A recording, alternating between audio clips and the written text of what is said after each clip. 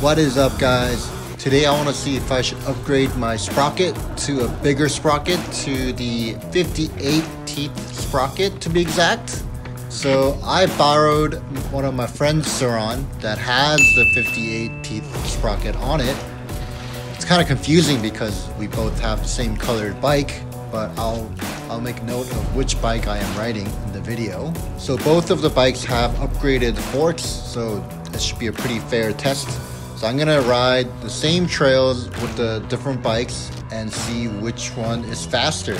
The reason I'm testing this is because if you're riding a lot of trails that has a lot of steep incline, you definitely should get a bigger sprocket.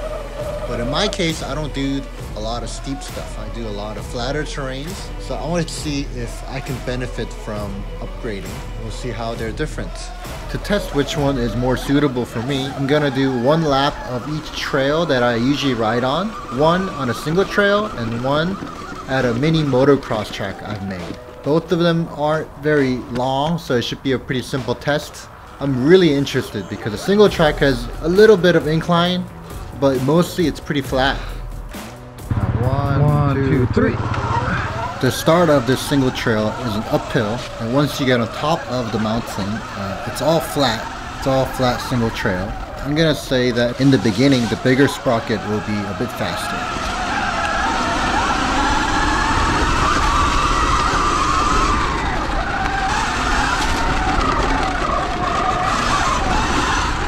While I was riding each bike, it felt like the bigger sprocket was faster because out of the turn it had much more power. I didn't have to wait for the power to roll on, it was just right there. But now looking at the footage, it doesn't look like there's a huge difference. I don't know why, but it felt a lot faster.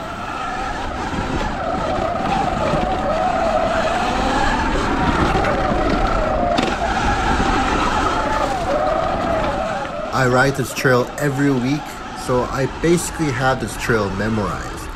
So in terms of fairness, I can ride this trail pretty consistently every time, so the result should be pretty accurate.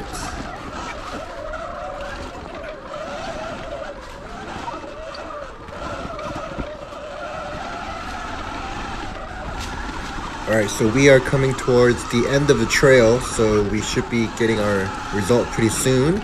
But so far, it looks almost identical. I can't see any gap or a big difference between the two sprockets.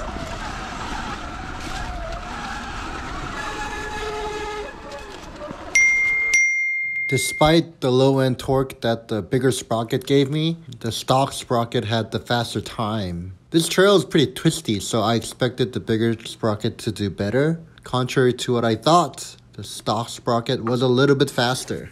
So we'll go on to our next test, which is at the mini motocross track that I've made at the farm. And we're going to do 2 laps of this because it's way too short. One, two, three.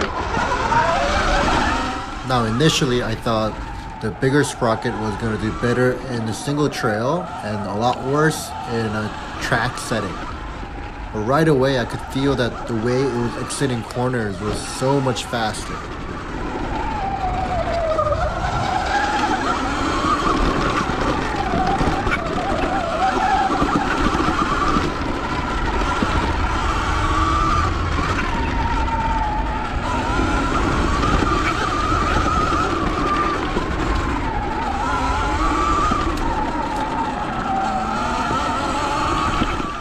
You look at the jump right here, already you can see that the bigger sprocket is ahead of the stock sprocket, and I think that comes down to the exit speed of the corner.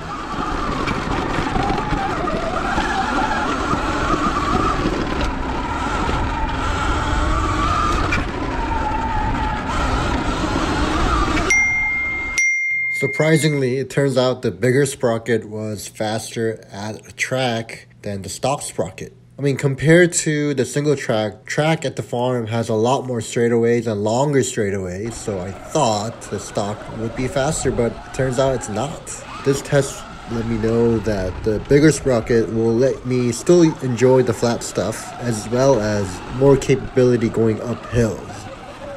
So to me, this test tells me there's not much to lose if I choose to go with bigger sprocket. This test really was for myself to decide whether to get the bigger sprocket or not. It looks like I'm gonna have to order one pretty soon. Alright, thanks for checking out this video, and please stick around for more content on the Sur-ron.